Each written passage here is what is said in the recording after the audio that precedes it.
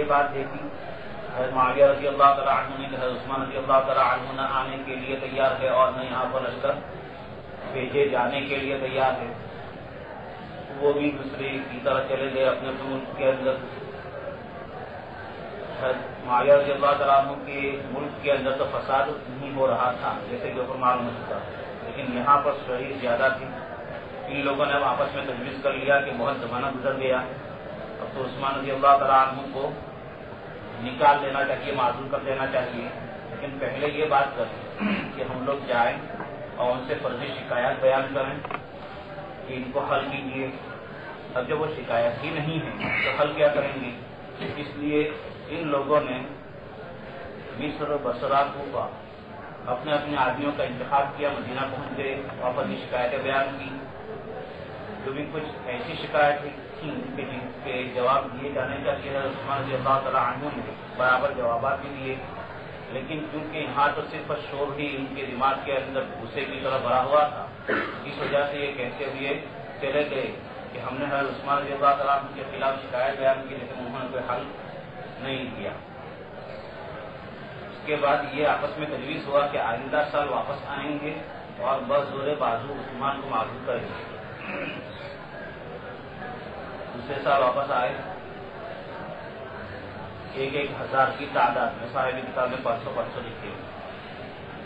بصرہ سے بھی 1,000 کی تعداد کے اندر شریف پسند آئے، کوفہ سے بھی اتنے ہی آئے اور مصر سے بھی اتنے آئے۔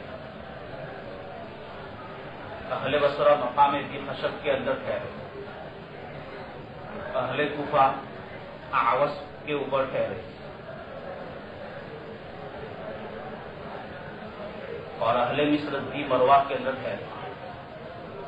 تمام کا اس بارے میں اتفاق تھا کہ حضرت عثمان رضی اللہ تعالیٰ عنہ کو معزول کر دیا جائے، لیکن ان کے بعد خلیفہ کن کو بنایا جائے اس کے اندر اختلاف رائے تھا۔ اہل بصرہ یہ کہتے تھے کہ حضرت طلحہ کو خلیفہ بنایا جائے، اہل کوفہ کہتے تھے حضرت زبیر رضی اللہ تعالیٰ عنہ کو خلیفہ بنایا جائے، اور اہل مصر کہتے تھے حضرت علی رضی اللہ تعالیٰ عنہ کو خلیفہ تجویز کیا جائے۔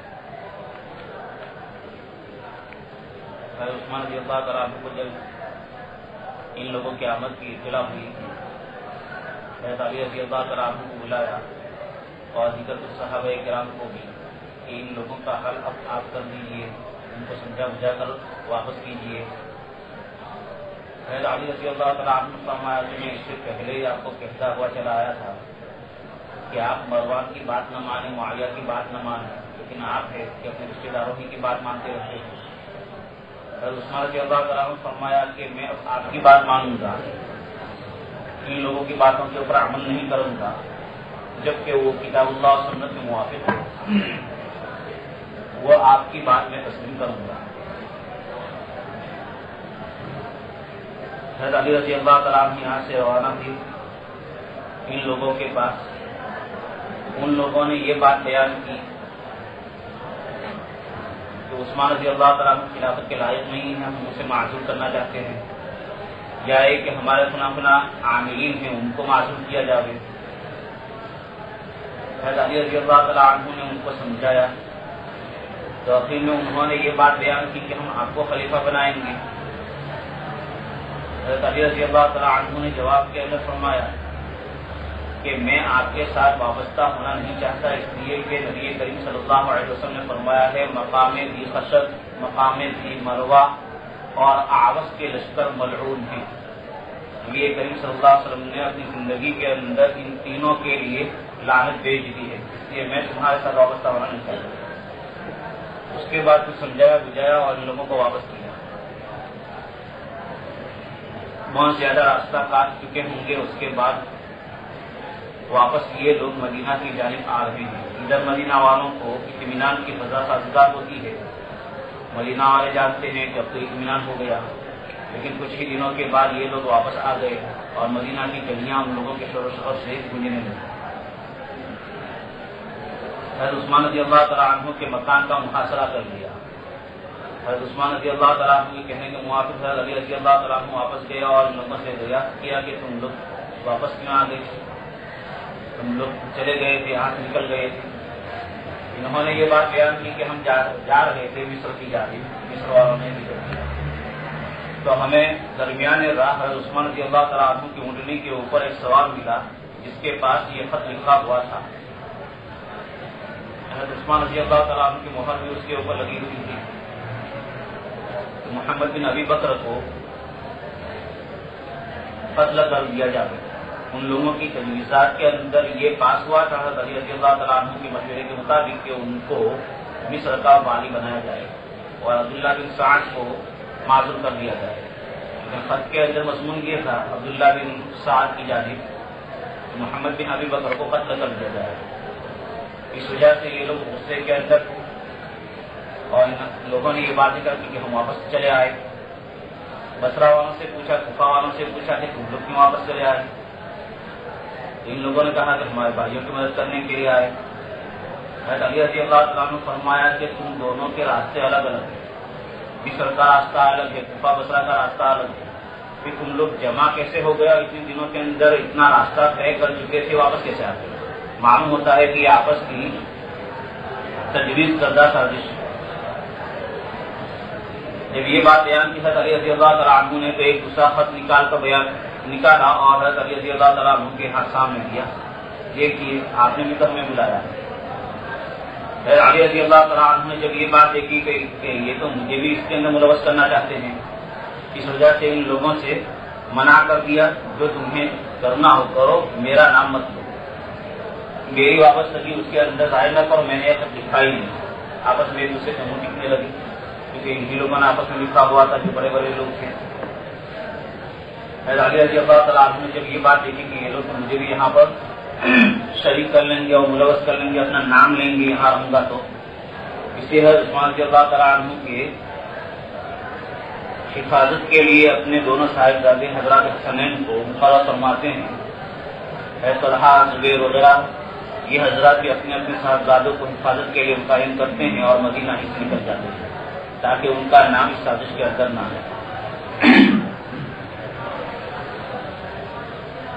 مدینہ کے حالات چونکہ بہت ہی زیادہ متغیر ہو چکے تھے ان لوگوں کی وجہ سے، اور ان لوگوں نے اعلان کر دیا تھا کہ جو اپنے گھروں کے اندر رہے گا تو ان کے ساتھ کوئی تعاون نہیں کیا جائے گا، جو باہر نکلے گا مقابلہ وغیرہ کے لیے، جو باہر نکلے گا تو اس کو قتل کر دیا جائے گا.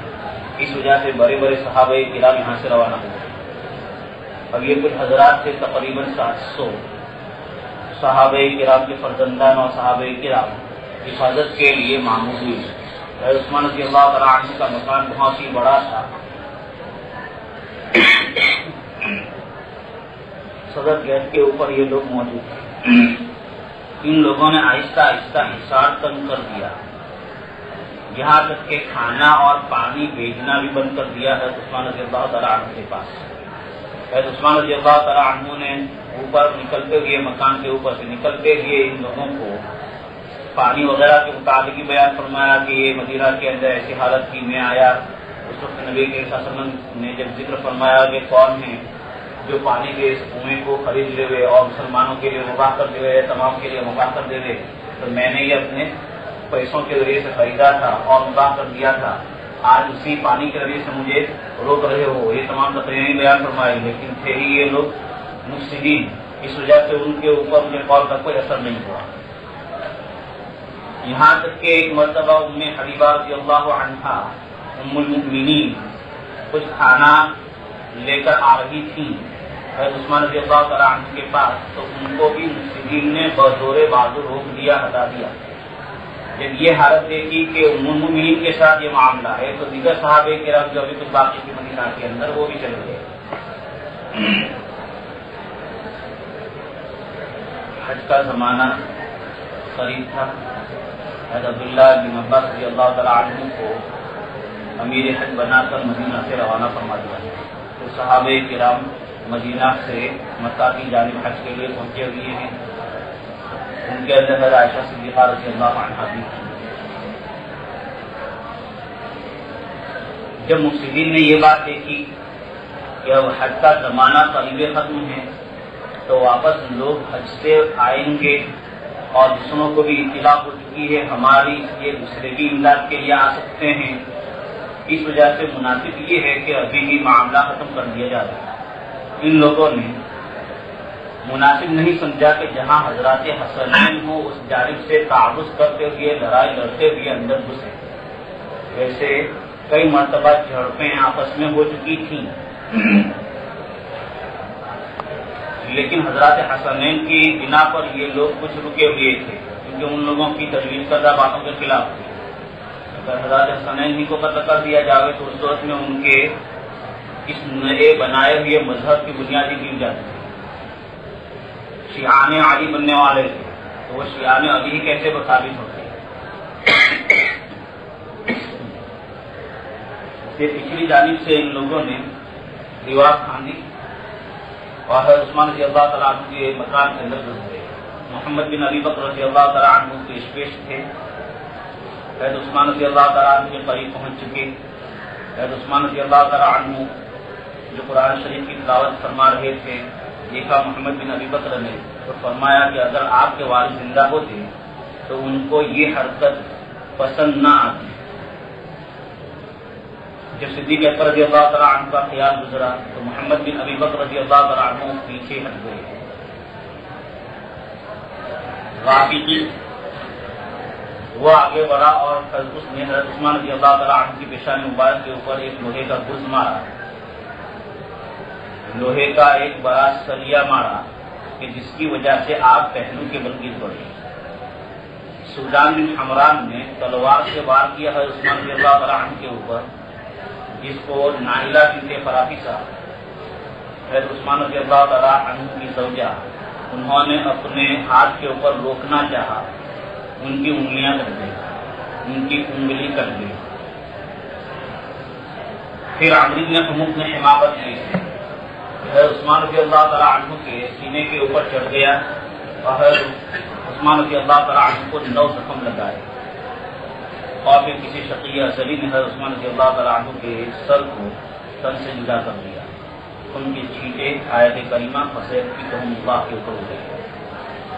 حضرت عثمان رضی اللہ تعالیٰ عنہ کی شہادت اس طریقے پر چپکے اور خفیہ طریقے پر صادر ہوئی کہ جو حفاظتی رستہ وہاں پر تھا ان کو بھی معلوم نہ ہو سکا، کیونکہ اوپر معلوم ہو چکا ہے عثمان رضی اللہ تعالیٰ عنہ کا مکان بہت ہی زیادہ وسیع تھا اور ان کی حفاظت کے لیے جو معمور تھے وہ دوری اور فاصلے کے اوپر تھے. پیچھے کی جانب سے ان لوگوں نے حملہ کیا تھا اور مکان کے اندر یہ بات ہو رہی ہے.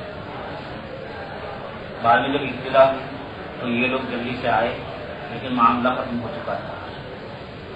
حضرت عثمان رضی اللہ تعالیٰ عنہ کی شہادت سن 35 ہجری کے اندر 18 ذی الحجہ جمعہ کے دن عصر کے وقت ہوئی. 3 دن تک ناش بے گور و کفن پڑی رہی. بعد میں جب بڑے بڑے صحابہ کرام جو مدینہ سے دور چلے گئے کہ ان کو بھی اطلاع پہنچ جاتی ہے. حضرت علی رضی اللہ تعالیٰ عنہ وغیرہ آتے ہیں، ان لوگوں سے اجازت لی اور حضرت عثمان رضی اللہ تعالیٰ عنہ کی نعش کو 17 آدمیوں نے صلاۃ جنازہ پڑھ کر جبیر بن مطعم یا حضرت زبیر رضی اللہ عنہما میں سے کسی ایک نے صلاۃ جنازہ پڑھائی اور دفن کیا رات کے وقت. اتنے بڑے خلیفہ تھے لیکن آخر کے اندر صرف نماز پڑھنے والے 17 ہی آدمی رہے. اس سے معلوم ہوتا ہے کہ بلوائیوں کا فساد، ان بلوائیوں کا فتنہ مدینہ کے اندر کس طریقے پر تھا. جنت البقیع کے قریب حشر کوکب ہے، وہاں پر ان کو دفن کیا گیا. آج کل جنت البقیع کے اندر یہ حصہ بھی آ چکا ہے.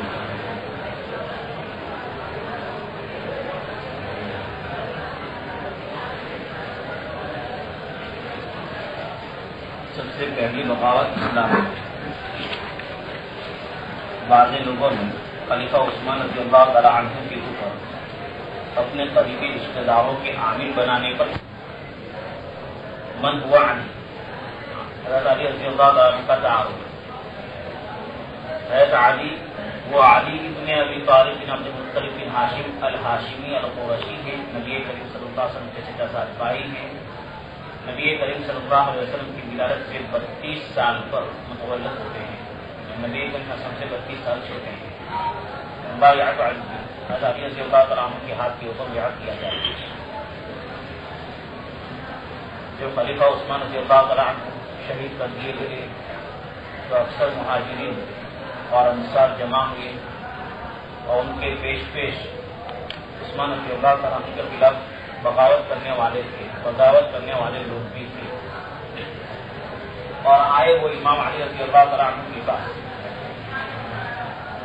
صدیق اکبر رضی اللہ تعالیٰ عنہ پر اجماع خلیفہ تجویز دیے تھے. حضرت عمر رضی اللہ تعالیٰ عنہ کی خلافت جو ہے صدیق اکبر رضی اللہ تعالیٰ عنہ کی جانب سے حاصل ہوتی ہے اور تمام لوگوں نے بیعت کی ہے. حضرت عثمان رضی اللہ تعالیٰ عنہ کے ہاتھ کے اوپر بھی بیعت تمام لوگوں نے کر لی ہے. اس اعتبار سے ان تینوں کو خلیفہ سے تعبیر کیا جاتا ہے. حضرت علی رضی اللہ تعالیٰ عنہ وہ بھی خلیفہ ہی، لیکن عمومی طریقے پر چونکہ بیعت کرنے والے اکثر ہیں، تمام کے تمام نہیں. اس وجہ سے ان کے لیے یہ نام تجویز کرتے ہیں امام علی. امام کا نام بولتے رہتے ہیں وہ بھی خلیفہ، لیکن نام بیان کرنے کے اندر اس طریقے پر مورخین فرق بیان کرتے ہیں. آگے ایک بات آ جائے گی، عمر رضی اللہ تعالیٰ عنہ کے زمانے کے اندر ان کا نام تجویز ہوا امیر المؤمنین. اس سے پہلے خلیفتی رسول اللہ سے تعبیر کیا جاتا تھا. وہ لکھتے تھے تب بھی اسی طرح سے لکھتے تھے خلیفتی رسول اللہ، نبی کریم صلی اللہ علیہ وسلم کے خلیفہ، صدیق اکبر کے خلیفہ. بعد میں امیر المؤمنین کا نام یہیں سے شروع ہوا ہے، عثمان رضی اللہ تعالیٰ عنہ. امیر المؤمنین حضرت کہتے رہتے ہیں. اس زمانے کے اعتبار سے صدیق اکبر کو بولتے نہیں تھے، لیکن اب بولتے رہتے ہیں امیر المؤمنین ابوبکر، اس طریقے کو بولتے تھے، لیکن اس زمانے کے اعتبار سے بولا نہیں جاتا.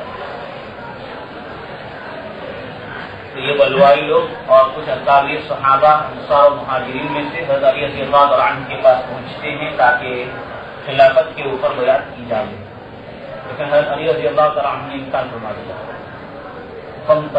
رک گئے، انکار فرما دیا.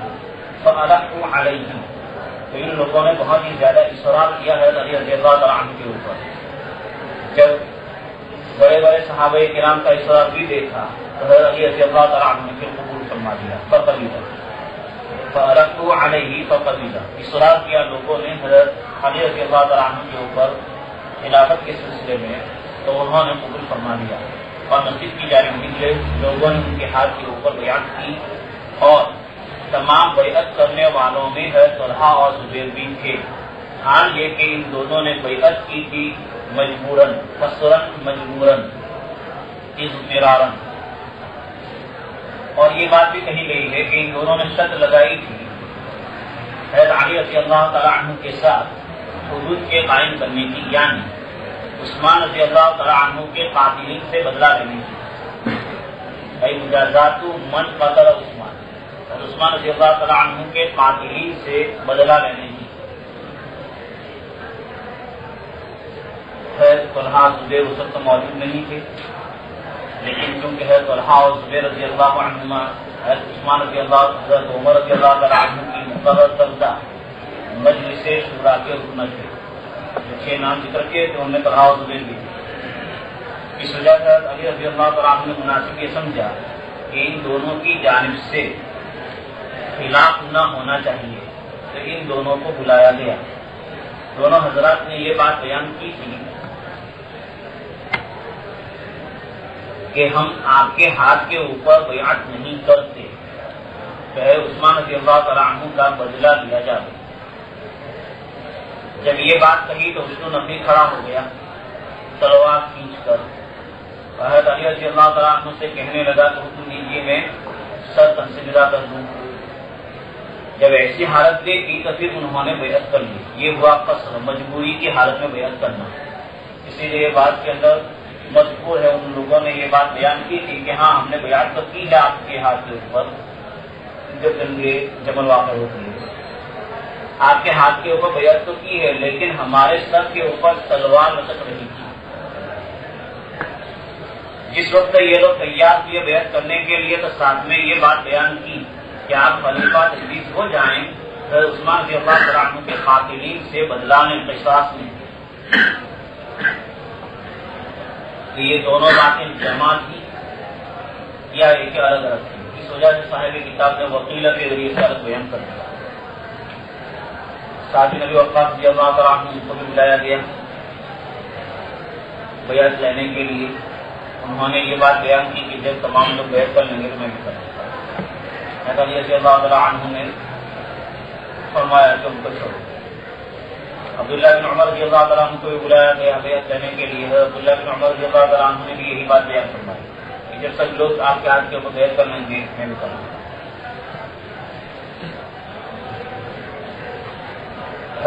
علی رضی اللہ تعالیٰ عنہ فرمایا کہ آپ کوئی ضامن پیش کیجیے. عبداللہ بن عمر رضی اللہ تعالیٰ عنہ میرے پاس کوئی ضامن نہیں ہے, میں کوئی ضامن نہیں دے سکتا. تو نقیب کھڑا ہو گیا, اجازت دیجیے. علی رضی اللہ تعالیٰ عنہ نے اس وقت فرمایا کہ میں ان کی طرف سے ضامن ہوں. اس انسان میں سے بہت جن میں سے چند نام یہ ہیں حسن بن ثابت رضی اللہ تعالیٰ عنہ, کعب بن مالک, مسلمہ بن مخلد, ابو سعید خدری, محمد بن مسلمہ, نعمان بن بشیر, زید بن ثابت, رافع بن خدیج, فضالہ بن عبید, کعب بن حجورہ, قدامہ بن مظلوم, عبداللہ بن سلام, مغیرہ بن شعبہ, رضوان اللہ علیہ اجمعین. ان لوگوں نے بھی حضرت علی رضی اللہ تعالیٰ عنہ کے ہاتھ کے اوپر بیعت نہیں. اس وجہ سے یہ جو خلیفہ تجویز ہوئے وہ اکثر کی رائے کے مطابق تجویز ہوئے. بنو امیہ کا مستعین ہونا, بنو امیہ کا بڑا فروختہ ہونا. بعد ان تبوء الامام علی کرسی الخلافت, امام علی رضی اللہ تعالیٰ عنہ کرسی خلافت کے اوپر متمکن ہوئے تو اس کے بعد بنو امیہ بڑک اٹھے, مشتعل ہو گئے اور مطالبہ کیا انہوں نے حد قائم کرنے کا حضرت عثمان رضی اللہ تعالیٰ عنہ کے قاتلین پر. خود ان دونوں حضرات نے بھی یہ بات بیان کی, طلحہ و زبیر, انہوں نے اس شرط کے اوپر بیعت کی. بیعت کا سلسلہ ختم ہوا تو ان دونوں حضرات نے یہ بات بیان کی کہ اب آپ خلیفہ تجویز ہو چکے ہیں, اس لیے قاتلین نے عثمان سے قصاص لی. علی رضی اللہ تعالیٰ عنہ نے یہ بات بیان فرمائی کہ ابھی خلافت کا امر مستحکم نہیں ہوا ہے. جیسے کو معلوم سے بیان نہیں کیا, خلافت کا امر مستحکم نہیں ہوا ہے. جب خلافت کا امر مستحکم ہو جائے گا تو میں حد قائم کروں گا. لوگوں کے درمیان بھی اب دو رائے ہونے لگی. بعض یہ کہنے لگے کہ حضرت علی رضی اللہ تعالیٰ عنہ اقامت کے حدود سے جی چرا رہے ہیں, حد قائم کرنے سے الگ رہنا چاہتے ہیں. بعض لوگوں نے یہ بات بیان کی کہ حضرت علی رضی اللہ تعالیٰ عنہ جو بیان کرتے ہیں وہ ٹھیک ہے, ابھی خلافت کا امر ہی مستحکم نہیں ہوا ہے تو پھر حدود کیسے جاری کیے جائیں گے. حدود جاری کرنے کے لیے پہلے خلافت کا امر مستحکم ہو جانا چاہیے تھا. جب ان دونوں حضرات نے یہ جواب سنا تو یہ دونوں حضرات بھی چلے گئے یہاں سے مکہ کی جانب. یہ ایک بات معلوم ہو چکی ہے. خیر عائشہ صدیقہ رضی اللہ عنہا حج کے اندر تشریف لے گئی تھی. یہ لوگ حج سے واپس ہو رہے تھے. درمیان راہ اطلاع ملتی ہے حضرت عثمان رضی اللہ تعالیٰ عنہ کی شہادت کی. عائشہ صدیقہ رضی اللہ عنہا نے اب یہ چاہا کہ مکہ لوٹ جائیں اور لوگوں کو عثمان رضی اللہ تعالیٰ عنہ کے حج کے اوپر آمادہ کریں. اور ایسے وقت کے اندر یہ دونوں حضرات بھی پہنچ جاتے ہیں, طلحہ و زبیر, اور پھر عائشہ صدیقہ رضی اللہ عنہا سے نئے حالات کا علم ہوتا ہے, حضرت علی رضی اللہ تعالیٰ عنہ کا خلیفہ بننا اور اس طریقے سے جواب دینا وغیرہ سبھی باتیں عائشہ صدیقہ رضی اللہ عنہا کے سامنے بیان ہوتی ہے. تو انہوں نے پختہ ارادہ کر لیا کہ اب مکہ سے کچھ افراد تیار کیے جائیں, اطراف و جوانب سے تیار کیے جائیں, عثمان رضی اللہ تعالیٰ عنہ کے ان کا بدلہ لیا جائے. مکہ کے اندر حضرت عائشہ صدیقہ رضی اللہ عنہا نے تقریر فرمائی جس کے اندر سب سے پہلے وہاں کے والی اور گورنر بھی نے حضرت عائشہ صدیقہ رضی اللہ عنہا کو جواب کے فرمایا کہ میں آپ کا ساتھ دینے کے لیے تیار ہوں. جب یہ گورنر اور والی ہی کا حکم تھا, والی ہی نے جب یہ بیان کر دیا کہ میں ساتھ دوں گا, تو مکہ کے بہت سارے افراد جمع ہو گئے. اطراف و اطناف کے بھی جو قرب و جواز کے علاقے ہیں وہاں سے بھی مختلف قبائل کے افراد حضرت عائشہ صدیقہ رضی اللہ عنہا کے ساتھ جمع ہو گئے. حضرت علی رضی اللہ تعالیٰ عنہ نے خلیفہ بننے کے بعد بصرہ وغیرہ کے عامل الگ مقرر فرمائے تھے. ان کے اندر یمن کے والی بھی چلے آتے ہیں بیت المال کا مال لے کر. یمن کے والی بیت المال کا مال بھی لے کر چلے آتے ہیں سیدھے مکہ. اور بصرہ کے جو والی تھے وہ بصرہ کے والی بھی حضرت عائشہ صدیقہ رضی اللہ عنہا کے پاس چلے آتے ہیں. کیونکہ مشورہ یہ ہوتا ہے کہ بصرہ کے اندر سب سے پہلے جائیں, وہاں پر بھی لوگوں کو آمادہ کریں, کیونکہ اب مقابلے کے لیے کھڑے ہوں گے. عثمان رضی اللہ تعالیٰ عنہ کے قاتلین سے مقابلے کے لیے کھڑے ہوں گے تو کچھ مالی امداد کی بھی ضرورت رہے گی. اس وجہ سے بصرہ جانا چاہیے. یہ لوگ بصرہ کی طرف روانہ ہو گئے. سے مطالبہ کیا لوگوں نے اقامت حد کا. قاتلین نے عثمان کے خلاف. تو امام علی رضی اللہ تعالیٰ عنہ نے جواب کے اندر فرمایا لا قدرت لی الآن علامات تريدون, آپ لوگ جیسا چاہتے ہو ابھی مجھے قدرت حاصل نہیں ہے ہر قائم کرنے کی, یہاں تک کہ لوگوں کے اندر اطمینان اور سکون حاصل ہو جائے اور حقوق بعد میں وصول کیے جائیں گے, لیے جائیں گے. بنو امیہ کا شام کے اندر جمع ہو جانا, اور یہ عنوان کے مدد آیا تھا بنو امیہ کے لوگوں کا مشتعل ہونا. حضرت علی رضی اللہ تعالیٰ عنہ کا جب یہ جواب ملا کہ ابھی بدلہ نہ لیا جائے, بعد میں لیا جائے گا, ابھی مجھے قدرت نہیں ہے, ابھی اتنا جو لوگوں کے درمیان میں گھرا ہوا ہوں. بنو امیہ کے کچھ افراد چلے گئے مدینہ کی جانب, عائشہ رضی اللہ تعالیٰ عنہ کے ساتھ ہو گئے, اور کچھ حضرات چلے گئے شام کی جانب. اور یہ شام کی جانب جانے والوں نے عثمان رضی اللہ تعالیٰ عنہ کا خون آلود کرتا بھی ساتھ میں لے لیا تھا, اور حضرت نائلہ کی کٹی ہوئی انگلی بھی ساتھ میں لی تھی, جو جامع مسجد دمشق کے اندر جمعہ کے دن رکھی جاتی تھی لوگوں کی زیارت کے لیے اور لوگوں کو برگرفتہ کرنے کے لیے. اس وجہ سے معاویہ رضی اللہ تعالیٰ عنہ کے ساتھ جو حضرت عمر رضی اللہ تعالیٰ عنہ کے زمانے سے وہاں کے والی چلے آ رہے تھے, تمام لشکر والے حضرت معاویہ رضی اللہ تعالیٰ عنہ کا ساتھ لیتے ہیں. اور چونکہ اوپر معلوم ہو چکا بڑی مدبر شخصیت تھی, اس وجہ سے لڑائی جھگڑا اپنے درمیان بھی ہونے نہیں دیا, لشکر والوں کے درمیان بھی ہونے نہیں دیا تھا. اس وجہ سے معاویہ رضی اللہ تعالیٰ عنہ کی جانب بہت ہی زیادہ قوی اور مضبوط ہو جاتی ہے.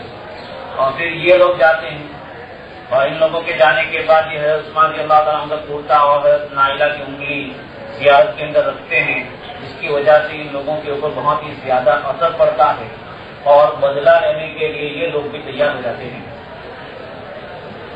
اجتماع بنی امیہ کی شام کے اندر بنو امیہ کا جمع ہو جانا.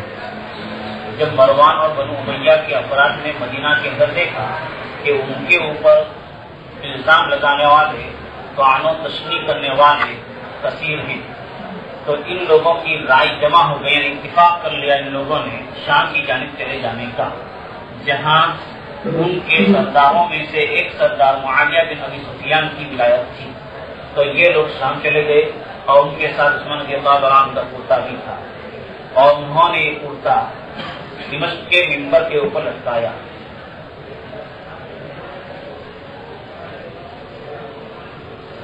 دمشق کے مسجد سے باہر نکلنے والے دروازے کے اوپر لٹکایا گیا تھا, تو اندرون مسجد منبر پر نہیں. شہید کا خون جب تک شہید کے اوپر ہوتا ہے وہاں تک تو وہ پاک ہے, لیکن کسی دوسری چیز کو لگ جائے تو وہ ناپاک ہے. اس وجہ سے عثمان رضی اللہ تعالیٰ عنہ کا کرتا ناپاک شمار ہوتا ہے, کہ جس کو ممبر کے اوپر یعنی مسجد کے اندر لے گئے ہوں یہ تو معلوم نہیں ہوتا, حرف سے اترے گا نہیں. اور جو دوسری تاریخی کتابوں کے اندر ہے کہ باہر دروازے کے اوپر لٹکایا گیا تھا, یہی قرین قیاس ہے. حضرت عماد عثمان رضی اللہ تعالیٰ عنہ کے عاملین کا معذور کیا جاتا ہے. خلیفہ علی بن ابی طالب رضی اللہ تعالیٰ عنہ نے ارادہ فرمایا کہ عثمان رضی اللہ تعالیٰ عنہ کے تمام عاملین کو معزول کر دیں، اس لیے کہ لوگ ان کے اوپر طعنہ کرنے والے ہیں۔ تو مغیرہ بن شعبہ رضی اللہ تعالیٰ عنہ نے علی رضی اللہ تعالیٰ عنہ کو عاملین کے باقی رکھنے کا مشورہ دیا، اشارہ علیہ مشورہ دیا علی رضی اللہ تعالیٰ عنہ کو، مغیرہ بن شعبہ رضی اللہ تعالیٰ عنہ نے، کہ ان کو باقی رکھیں، ان کو برقرار رکھیں یہاں تک کہ خلافت کا معاملہ مستقر ہو جائے، جم جائے، حتیٰ یستقر لہ الامر، یہاں تک کہ ان کے لیے علی رضی اللہ تعالیٰ عنہ کے لیے معاملہ جم جائے، یعنی خلافت کا معاملہ درست ہو جائے۔ لیکن علی رضی اللہ تعالیٰ عنہ راضی نہیں ہوئے، مگر یہ کہ ان کو معذوری کر دیں، ان کے معذوری ہی پر راضی۔ شعبہ رضی اللہ تعالیٰ عنہ نے حضرت علی رضی اللہ تعالیٰ عنہ کو چھوڑ دیا، مشورہ دینا تھا، دے دیا، راضی نہیں ہوئے تو کچھ نہیں کر چلے گئے۔ ثم جاءہ فی الغد، پھر دوسرے دن مغیرہ بن شعبہ رضی اللہ تعالیٰ عنہ دوبارہ علی رضی اللہ تعالیٰ عنہ کے پاس آئے اور ان کو عاملین کے معزول کر دینے کا مشورہ دیا، پہلے دن باقی رکھنے کا، دوسرے دن معزول کر دینے کا مشورہ دیا۔ یہ یہاں کی روایت کے مطابق ہے۔ صحیح روایت یہ ہے کہ جب پہلے دن مشورہ دیا تھا حضرت مغیرہ بن شعبہ رضی اللہ تعالیٰ عنہ نے، یہ مشورہ قبول نہیں ہوا، حضرت مغیرہ بن شعبہ رضی اللہ تعالیٰ عنہ نے سمجھ لیا ہوگا کہ آگے جا کر واپس افتراق پیدا ہوگا، انتشار پیدا ہوگا، مناسب نہیں ہے یہاں پر رہنا، اس وجہ سے مدینہ چھوڑ دیا اور مکہ چلے گئے۔ حضرت مغیرہ بن شعبہ رضی اللہ تعالیٰ عنہ یہاں سے مدینہ چھوڑ کر مکہ چلے جاتے ہیں۔ اب یہ پہلی روایت جو یہاں پر صحابی کتاب نے ذکر کی ہے، اسی کا تتمہ اگلے عنوان میں ہے، نصحک فی الاولی وغشک فی الثانیہ، نصحک فی الاولی وغشک فی الثانیہ، آپ کو پہلی مرتبہ میں نصیحت فرمائی مغیرہ بن شعبہ نے اور دوسری مرتبہ کے اندر دھوکہ دیا۔ آپ کو نصیحت کرنا ہے پہلی مرتبہ میں اور دوسری مرتبہ میں دھوکہ دینا ہے۔ پھر عبداللہ بن عباس رضی اللہ تعالیٰ عنہ آئے حضرت علی رضی اللہ تعالیٰ عنہ کے پاس، حضرت علی رضی اللہ تعالیٰ عنہ نے مغیرہ بن شعبہ رضی اللہ تعالیٰ عنہ کی کہی ہوئی بات بتلائی، اخبر و خبر دی، کہی ہوئی بات کی خبر دی۔ تو حضرت عبداللہ بن عباس رضی اللہ تعالیٰ عنہ نے فرمایا نصحک فی الاولی وغشک فی الثانیہ، مغیرہ بن شعبہ نے آپ کی خیر خواہی کی پہلے مشورے میں اور دوسرا مشورہ بھی دوسرے دن دیا، دوسرے مشورے کے اندر آپ کو دھوکہ دیا۔ قال فما هو الرائے عندک، حضرت علی رضی اللہ تعالیٰ عنہ نے جب یہ ریمارک پیش کیا مغیرہ بن شعبہ رضی اللہ تعالیٰ عنہ کے مشورے کا، حضرت علی رضی اللہ تعالیٰ عنہ دریافت فرما رہے ہیں عبداللہ بن عباس رضی اللہ تعالیٰ عنہ سے کہ آپ کی رائے کیا ہے؟ انہوں نے جواب کے اندر فرمایا اگر آپ عمان کو معزول کرنا ہی چاہتے ہیں تو معاویہ رضی اللہ تعالیٰ عنہ کو اپنی ولایت کے اوپر باقی رکھیں، اور آپ کے لیے حجت بھی باقی ہے حضرت عمر رضی اللہ تعالیٰ عنہ کے ان کو والی بنانے کی۔ یعنی اگر معزول کرنا ہی چاہتے ہیں تمام کو معزول کر دیں، لیکن معاویہ کو باقی رکھنا، کہ معاویہ کے لیے یہ کام تشریح بھی کریں گے تو آپ یہ کہہ سکتے ہیں کہ ان کو تو حضرت عثمان نے والی نہیں بنایا تھا، ان کو تو حضرت عمر رضی اللہ تعالیٰ عنہ ہی نے والی بنایا تھا، تو آپ کے لیے حجت بھی موجود ہے۔ لا اطیعہ الا السیف، میں معاویہ کو تلوار ہی دوں گا۔ فقال الامام علی، جب ابن عباس رضی اللہ تعالیٰ عنہ نے اپنی رائے پیش فرمائی تو امام علی رضی اللہ تعالیٰ عنہ نے یہ بات بیان فرمائی ابن عباس نے، واللہ لا اعطیہ الا السیف، بخدا میں معاویہ کو تلوار ہی دوں گا، نہیں دوں گا ان کو کوئی چیز مگر تلوار، یعنی اگر وہ میرا حکم نہ مانے تو اس صورت میں ان کے لیے تو مقابلہ ہی کرنا ہوگا۔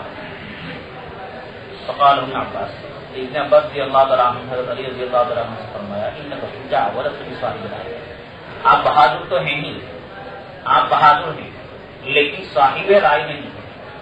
ابھی عقل اور تدبیر کی بات یہی ہے، آپ اس تدبیر کے مطابق عمل نہیں کرو گے تو اس وقت میں آپ بہادری کا اظہار کر لو گے اور رائے سے کام نہیں کرو گے۔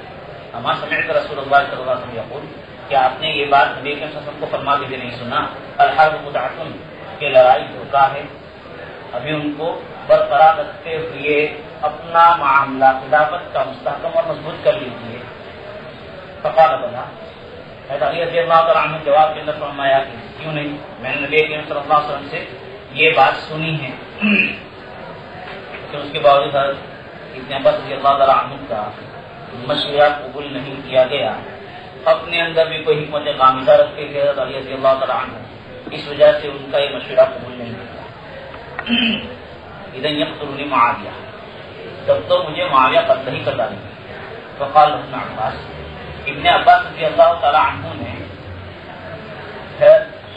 علی رضی اللہ تعالیٰ عنہ سے فرمایا کہ جب آپ اقرار فرماتے ہیں کہ نبی کریم صلی اللہ علیہ وسلم نے فرمایا الحق خدعتم ففعل واترک هذا الامر, اگر آپ چاہتے ہی ہیں خلافت کے بارے میں کہ اتفاقی طریقے پر آ جاوے, خلافت کا امر مستحکم ہو جائیں, تو آپ میری اطاعت کیجیے اور اس خلافت کے معاملے کو بالکلیہ چھوڑ دیجیے.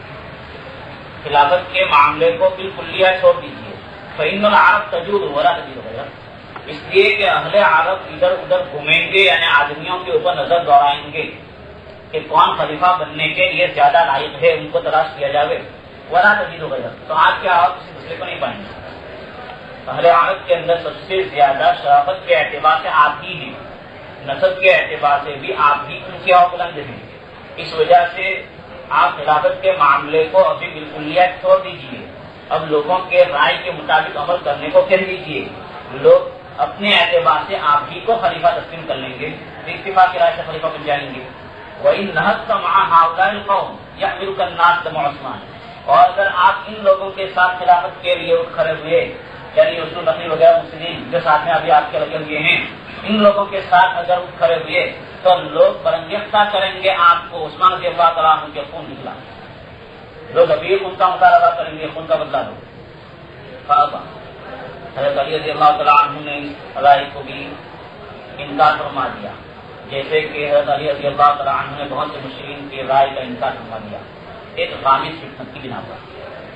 ثم عزل اکثر العمال, کہ معذور کر دیا علی رضی اللہ تعالیٰ عنہ نے اکثر عاملین کو, اور رضی اللہ تعالیٰ عنہ سے فرمایا آپ شام جائیے, میں نے آپ کو شام کا والی مقرر کر دیا. قال, تو جواب کے اندر ابن عباس رضی اللہ تعالیٰ عنہ فرمایا اذن یقتلنی معاویہ, اگر میں آپ کی جانب سے شام کا والی بن کر جاؤں تو شام کے اندر تو معاویہ رضی اللہ تعالیٰ عنہ کا امر بالکل مستحکم اور مضبوط ہے, معاویہ تو مجھے قتل ہی کر ڈالیں گے, تب تو کب کر ڈالیں گے مجھے معاویہ.